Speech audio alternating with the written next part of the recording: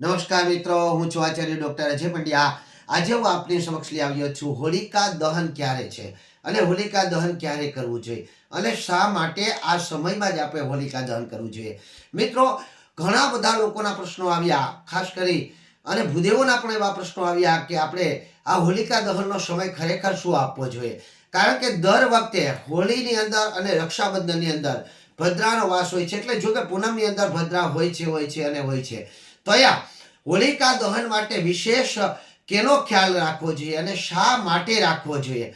તો આવા જે અનેક પ્રશ્નો છે એ તમામે તમામ પ્રશ્નોનો હું મિનિટો સેકન્ડ સહિત આપણે હિસાબ આપી અને એની અંદર કોઈ દ્વિધામાં આપણે રહેવાની કોઈ જરૂર નથી. આપણે હોલિકા દહન એ સમયની અંદર અવશ્ય કરી શકો છો.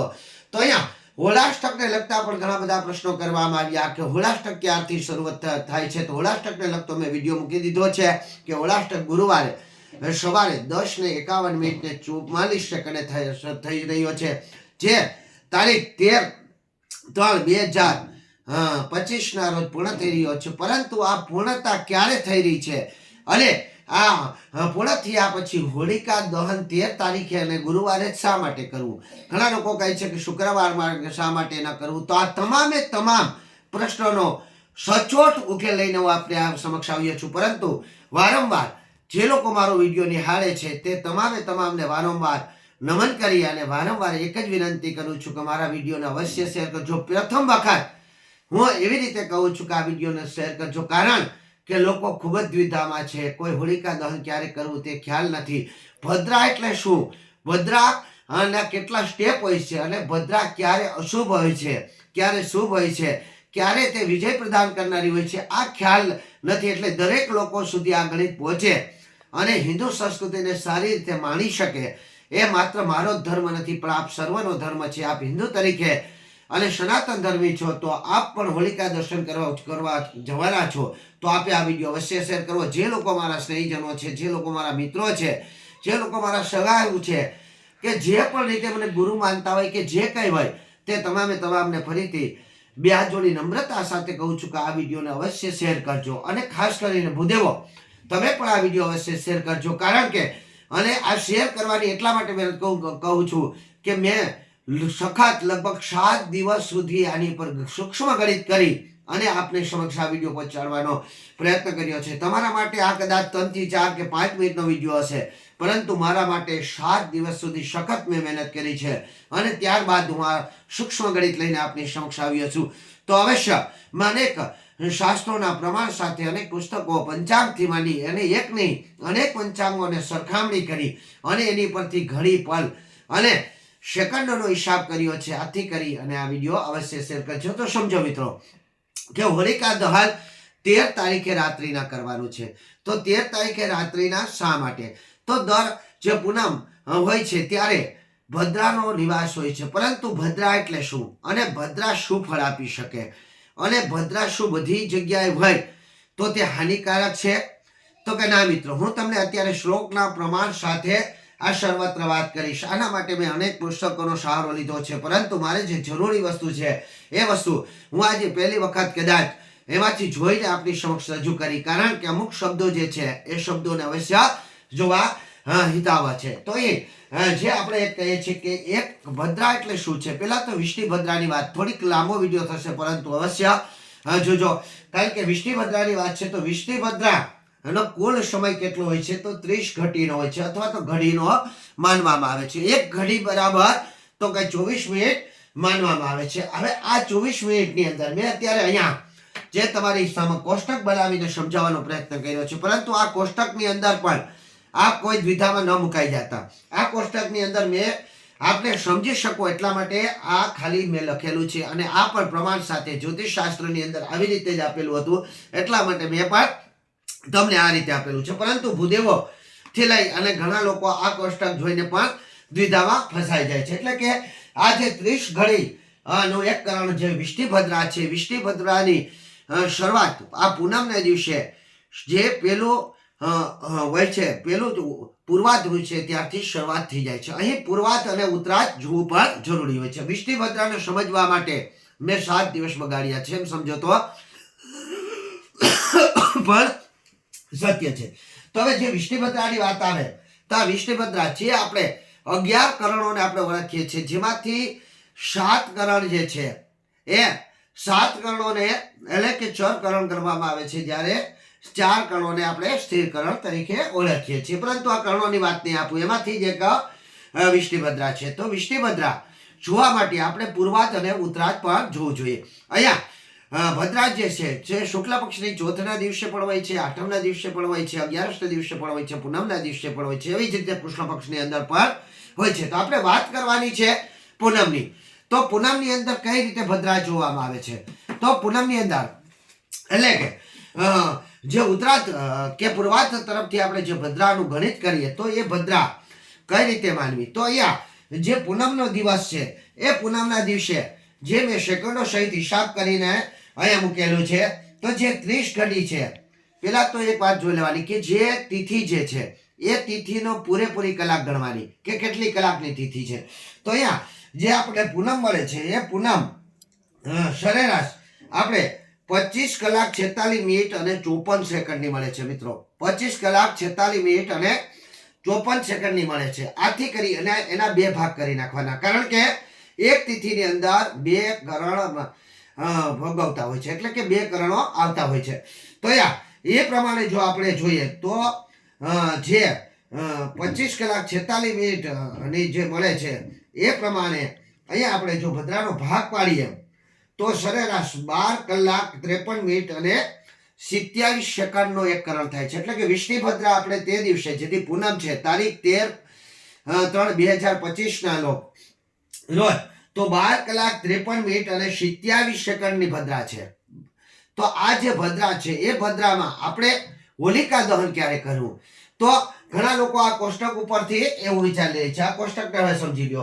જે મુખ આપવામાં આવેલ છે, મુખની 5 ઘડી હોય છે, કંઠની 1 ઘડી હોય છે, છાતીની 11 ઘડી હોય છે, નાભીની 4 ઘડી હોય છે, કમરની 6 ઘડી હોય છે અને પૂંછની 3 ઘડી હોય છે. એટલે આ સર્વત્ર જો ઘડીનો આપ વિલાપ કરીને સરવાળો કરશો તો 30 ઘડી આવશે.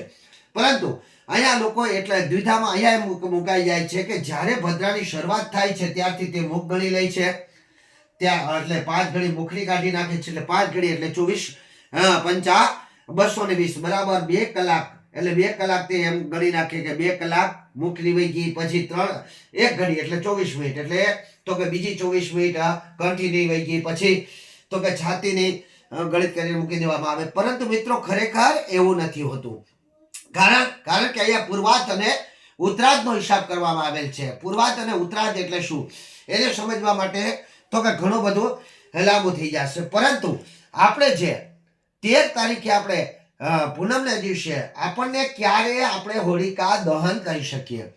તો આના માટે મેં 2 મંત્રોનો સહારો લીધો છે. 2 મંત્ર આપણે શ્રવણપત્ર સમજવું જોઈએ. અહીંયા તો કે મેં સેકન્ડો પૂર્વક આપની સમક્ષ રજૂ કરેલું છે. તો જે 12 કલાક 53 મિનિટ અને 27 સેકન્ડની ભદ્રા જે છે તે ભદ્રા ક્યાં કેવી રીતે અસર કરે છે? પેલા તો એ મંત્રનો અહીંયા મેં માત્ર સ્વર્ગે ભદ્રા એટલો શબ્દ લખેલો છે, કારણ કે મંત્ર હું ભૂલી ન જાઉં એટલા માટે અહીંયા આ શબ્દનો ઉપયોગ કરેલ છે. તો મંત્ર આવી રીતે છે: સ્વર્ગે ભદ્રા શુભમ કુર્યાન પાતાલે ચ ધન આગમનમ મૃત્યુલોક ગતમ ભદ્રા સર્વ કાર્ય વિનશ્યતિ. એટલે કે સ્વર્ગની જો ભદ્રા હોય તો શુભમ કુર્યાન સારું ફળ આપનારી છે. પાતાળ લોકે જ ધન આગમનમ, પાતાળ લોકની જો ભદ્રા હોય તો ધનનું આગમન આપનારી, ધનની વૃદ્ધિ થાય છે લોકો પાસે. મૃત્યુ લોકે ગતમ ભદ્રા, મૃત્યુલોકની અંદર જો એટલે કે મનુષ્ય લોકની અંદર આપણા અત્યારે પૃથ્વીલોકની અંદર જો ભદ્રા હોય તો સર્વ કાર્ય વિનશ્યતિ, તો સર્વ કાર્યનો વિનાશ કરે છે. તો અહીંયા એ જોવું રહ્યું કે હવે ભાઈ આ પાતાળ લોકની ભદ્રા એટલે શું, સ્વર્ગલોકની ભદ્રા એટલે શું, પૃથ્વીલોકની ભદ્રા એટલે શું? તો એના માટે મેં બીજા મંત્રનો સહારો લીધો છે. એ મંત્રને પણ આપ સમજી લો. તો બીજો મંત્ર કઈ રીતે છે? તો એ ભદ્રા કઈ રીતે ગણી શકાય કે ભદ્રા કેવી છે અને ક્યાં છે? તો મેષ વૃષભ મિથુલાનન્ય સ્વર્ગે, મેષ વૃષભ મિથુલાનીન સ્વર્ગે કન્યા મૃગ ધનુ તેતિલ નાગે કર્ક કુંભ સિંહ મીન મૃત્યે વિચરંતી ભદ્રા ત્રિભુવન કાલે. એટલે તો અહીંયા મેષ રાશિ, વૃષભ રાશિ, મિથુન રાશિ અથવા તો વૃશ્ચિક રાશિ, એટલે ક્રમ જો આપવામાં આવે તો 1, 2, 3 અને 8 નંબરની રાશિ ઉપર જો ભદ્રા હોય, ચંદ્રમા હોય, અહીં ચંદ્રમાને જોવાની વાત છે, જો એટલે રાશિ એટલે ચંદ્રમા, તો એ ચંદ્રમા જે એક નંબર ઉપર હોય એટલે મેષ રાશિમાં હોય, 2 નંબર વૃષભ રાશિમાં હોય, 3 નંબર મિથુન રાશિમાં હોય કે 8 નંબર વૃશ્ચિક રાશિની અંદર હોય, તો આ ભદ્રા ક્યાં વાસ કરે છે?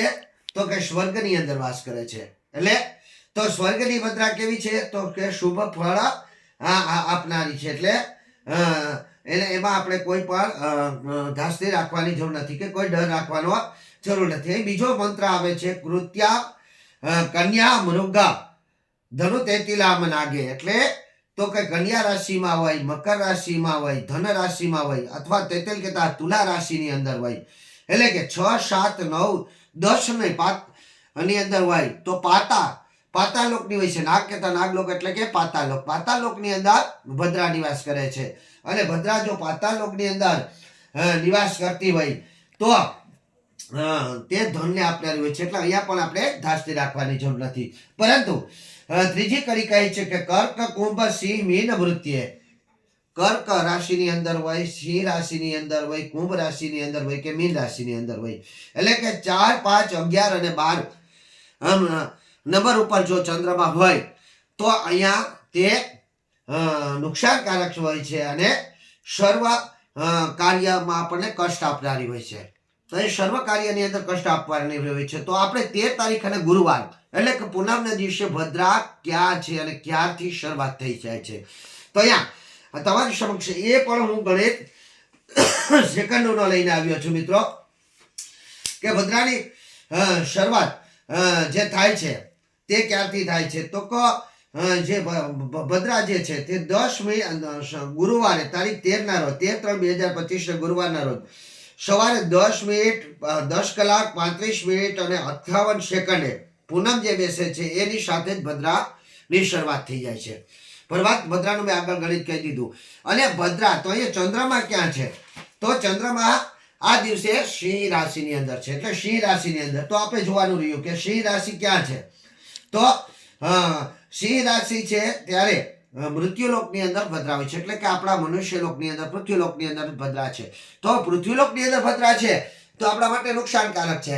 અને જો આ નુકસાનકારક હોય તો આપણે ભદ્રાની અંદર આવું કાર્ય ન કરવું જોઈએ, એટલે કે હોલિકા દહન ન કરવું જોઈએ. તો ભદ્રાનો ઉત્તરાર્ધ એટલે ભદ્રા પરિપૂર્ણ ક્યારે થાય છે? તો પરિપૂર્ણ ભદ્રા જે થાય છે તે પ્રમાણે અહીંયા મેં જે સેકન્ડોનો હિસાબ કર્યો છે તે પ્રમાણે રાત્રે 10 મિનિટ 11:26 અને સેકન્ડો એટલે કે લગભગ 14 સેકન્ડ ઉપર થાય છે. તો જે આ રાત્રે 11:26 પછી ભદ્રા રહિત કાળ ગણવામાં આવે છે અને ભદ્રા રહિત કાળની અંદર હોલિકા પ્રાગટ્ય કરવું અનિવાર્ય છે એવું શાસ્ત્રોક્ત મત છે. પરંતુ શું આપ 11:26 એટલે 11:30 નો સમય ગણો, પરંતુ શું આપ 11:30 સુધી વાટ જોઈ શકો, રાહ જોઈ શકો? ના, ગામડામાં તો કોઈ પણ પ્રકારે શક્યતા જ નથી. પરંતુ અહીંયા આપણી ભૂલ છે કે આપણે 11:30 વાગ્યા સુધી રાહ જોવાની વાત જ નથી. આપણા માટે તો દર વખતે કરતા આ વખતે સારો સમય મળ્યો છે. આપ આપના જે યોગ્ય સમયની અંદર જ હોલિકા દહન કરી શકો એવો સમય આપની પાસે છે. તમે હવે પૂછો કઈ રીતે? તો અહીંયા તો કે આ કોષ્ટક જે મેં બનાવ્યું છે, આ કોષ્ટક અહીંયા મુખ લોકો શું કરી નાખે છે કે ભદ્રાની શરૂઆત 10 ક્યારે થાય? તો કે 10:35 જે 58 સેકન્ડે થઈ તો ત્યારથી ભદ્રાનું મુખ ગણે છે, ત્યાર પછી કંઠ ગણે છે, ત્યાર પછી છાતી. ના મિત્રો, આવું નથી. પૂર્વાર્ધ અને ઉત્તરાર્ધ ને સમયની ગણતરી કરતા શીખો. પૂર્વાર્ધ એટલે શું, ઉત્તરાર્ધ શું, એને ગણશો તો તમને તેની સાચી માહિતી મળશે કે આપ કયા સમયની અંદર આપણે શું કહેવાય ભદ્રા આપણા માટે હાનિકારક છે અને કયા સમયની અંદર લાભદાયક છે. તો અહીં તમે આ જે છેલ્લો કોષ્ટક મેં લખ્યો છે, પૂંછડી જેની 3 ઘડી માનવામાં આવે છે, જે વિજય પ્રદાન કરનારી છે. એટલે કે આપને જે ધ્યેય છે, આપણો જે લક્ષ્ય છે, જે આપણે જે ઈચ્છાથી આ કર્મ જે પણ કર્મ કરો છો એમાં આપણે વિજયની પ્રાપ્તિ થાય છે. તો આપણે પૂંછડી ગણવાની છે. તો હવે તમે એમ માનો કે પૂંછડી ક્યારે આવે છે? તો અહીંયા માત્ર પૂનમના દિવસે જ વાત કરીએ. આપણે જો વધારે આવી સમજૂતી તો ઘણી બધી આપી શકાય એમ છે, પરંતુ જો સમજાવવા આપું તો ખૂબ જ લાંબો વિડીયો થશે. અને ભૂદેવોને પણ નમ્ર વિનંતી છે કે પ્લીઝ મહેરબાની કરી મારા વિડીયોમાં અવશ્ય શેર કરજો. ખૂબ જ મહેનત કરી છે.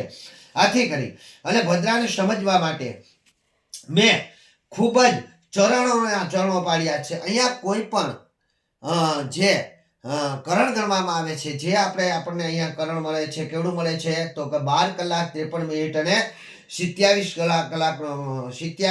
સેકન્ડનું જે કરણ મળે છે, તેની અંદર 8 જે 30 ઘડી છે, એક ઘડીના આપણે 4 ભાગ પડવા પડે. એટલે આ સરેરાશ આમ ગણો તો 8 ઘડીનું એક ચરણ બને છે, એટલે કે 4 ચરણ કાઢવામાં આવેલા, એટલે 30 ઘટીના 4 ચરણ. પરંતુ અહીંયા સમય થોડોક વધારે મળે છે, એટલે સરેરાશ આપણને આ એક ચરણની અંદર 8 ઘટી મળે છે. તો 8 ઘટી જે મળે છે એ 8 ઘટીને ગણો. હવે તો અહીંયા મિત્રો જુઓ 10 35 મિનિટ 58 સેકન્ડ પ્લસ એક ચરણ બરાબર 192 મિનિટ અને 5 સેકન્ડ થાય છે. એક ચરણની અંદર 192 મિનિટ અને 5 સેકન્ડ થાય છે.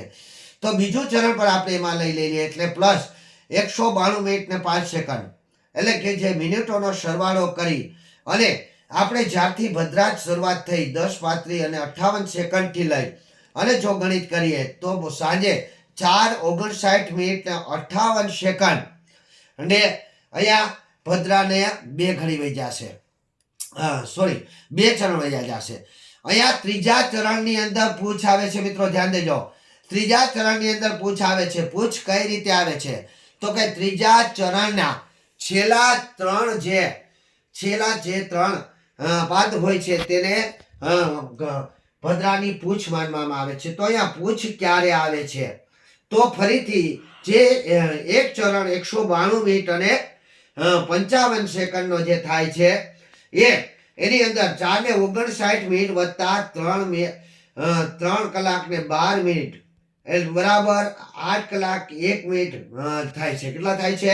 એટલે ત્રીજું ચરણ જો એમાં ફેરવી લ્યો તો 8 કલાક અને 1 મિનિટ સુધી, 8 કલાક ને 1 મિનિટ, સાંજે રાત્રે 8 વાગ્યા અને 1 મિનિટ સુધીનું પરિપૂર્ણ રીતે આ ત્રીજું ચરણ પૂર્ણ થાય છે. પરંતુ ત્રીજા ચરણની અંદર ત્રીજા ચરણની છેલ્લી 3 ઘડી એટલે કે 24 તેરી 72, એટલે 72 મિનિટ એમાંથી પછી માઇનસ કરો એટલે 6:48 મિનિટ થી લઈ અને રાત્રે 8:01 મિનિટ અને 2 સેકન્ડ સુધી આપ હોલિકા દહન કરી શકો છો. 6:48 મિનિટ અને 8:02 સેકન્ડ સુધી. અહીં ક્યાંક ગણિતની અંદર કદાચ 1-2 મિનિટ એનો ફેરફાર જોવા મળે, પરંતુ આપ સરેરાશ એવું ગણી શકો કે 6:48 મિનિટથી લઈ અને 8:01 મિનિટ સુધી આપ હોલિકા દહન કરી શકો અને એ વિજય આપનારો છે. એટલે કે આ વખતે જે લોકોએ તમને 7નો ટાઈમ આપ્યો છે અને અહીંયા ઘણા લોકો ખાલી માત્ર ચોઘડિયા પર જોતા હોય છે, તો ચોઘડિયાની દ્રષ્ટિએ જુઓ તો અહીંયા પણ ચોઘડિયું પણ તમને અમૃત પ્રાપ્ત થઈ રહ્યું છે, એટલે કે સારું ચોઘડિયું છે. ને હોરાની દ્રષ્ટિએ અહીંયા ચંદ્રમાનો પહેલો હોરો છે અને ત્યાર પછીનો શનિનો હોરો છે, એટલે ચંદ્રમાનો હોરો પણ પ્રાપ્ત થઈ રહ્યો છે, એટલે શું છે તો અહીંયા આપે 6:48 મિનિટથી લઈ અને રાત્રે 8:01 મિનિટ અને 2 સેકન્ડ સુધીમાં હોલિકા દહન કરવાનું શુભ મુહૂર્ત છે. નિસંકોચ, કોઈ પણ પ્રકારની દ્વિધા નહીં રાખતા, કોઈ પણ પ્રકારની ધાસ્તી રાખવાની જરૂર નથી અને સખત સેકન્ડોનો હિસાબ કરી મેં આપની સમક્ષ આ વિડીયો રજૂ કર્યો છે. તો આવા વિડીયો જોવા માટે આપને મારો વિડીયો અવશ્ય સારો જ લાગ્યો હશે, એમાં કોઈ સંદેહ, પરંતુ જે લોકો મારા વિડીયો જોવે છે, જે મને સ્નેહી સમજે છે, જે લોકો મને ગુરુ તરીકે સંબોધે છે અથવા તો મારી પાસે પ્રશ્ન કરે છે અને જે લોકોને મેં અત્યાર સુધી ઘણા બધા પ્રશ્નોનો જવાબ આપ્યો છે, મેં આજ દિવસ સુધી કોઈ દી દક્ષિણાની માગણી કરી નથી. જે લોકો આપે છે તે લઈ લઉં છું. એટલા માટે જ મેં ગૂગલ પે જેવું પણ નથી લાગ્યું. ઘણા યજમાનો મને ગૂગલ પે કરવાનું કહે છે, પરંતુ ક્યારેય ગૂગલ પેની હું આશા નથી રાખતો કે દક્ષિણાની કોઈ અપેક્ષા ક્યારેય નથી રાખતો કે શું આપે. જે આપે એ ધન્યવાદને પાત્ર છે, કારણ કે હું હંમેશા માટે કર્મ લોકોનું કલ્યાણ કરવા માટે કરું છું. પરંતુ આજે નમ્રતા સાથે આ દક્ષિણા માંગી રહ્યો છું કે મારા આ વિડીયોને અવશ્ય શેર કરજો, જેથી કરી અને લોકો દ્વિધામાં ન મુકાય અને શ્રેષ્ઠ સમયની અંદર હોલિકા દહન કરી શકે અને પુણ્યની પ્રાપ્તિ કરી શકે, વિજયની પ્રાપ્તિ કરી શકે. ફરીથી આપ સર્વનું કલ્યાણ થાવો, મહાદેવની કૃપા આપની પર વરસે, સર્વ પાપોમાંથી મુક્ત મેળવો અને પુણ્ય આપણે પ્રાપ્ત થાય. અસત્યથી દૂર રહો અને સત્યના માર્ગ પર ચાલો એવી અભિલાષા સાથે સર્વોને જય શ્રી કૃષ્ણ, જય મહાદેવ, જય શ્રી રામ.